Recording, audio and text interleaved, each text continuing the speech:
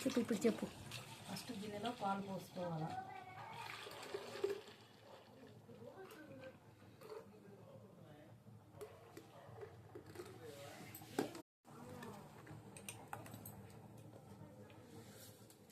కనిపిస్తుంది కదా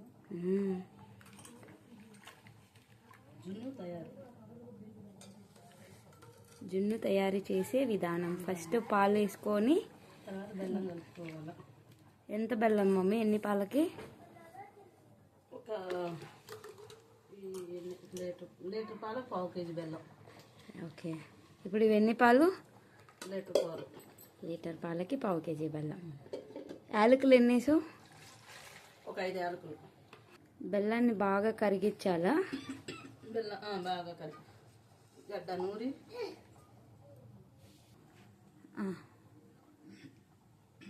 ఏంటిది మమ్మీ? కొబ్బరి తురుము. కొబ్బరి తురుము. పచ్చి కొబ్బరి, ఎండు కొబ్బరి?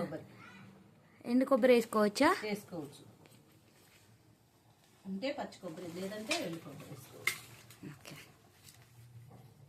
అంటే బాగుంటుంది. ఏంటిది? 2-3 మిరియాలు. మిరియాలు. ఓకే.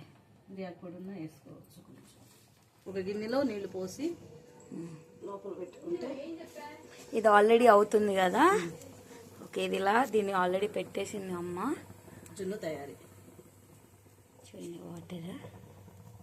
లోపల వాటర్ పోసి ఆ గిన్నె లోపల పెడితే స్టవ్ ముట్టించుకొని గ్యాస్ మీద పెట్టి ఉడికిస్తే ఒక 20 నిమిషాలు, ఒక 20 minutes సరిపోతుంది. సూపర్ మా.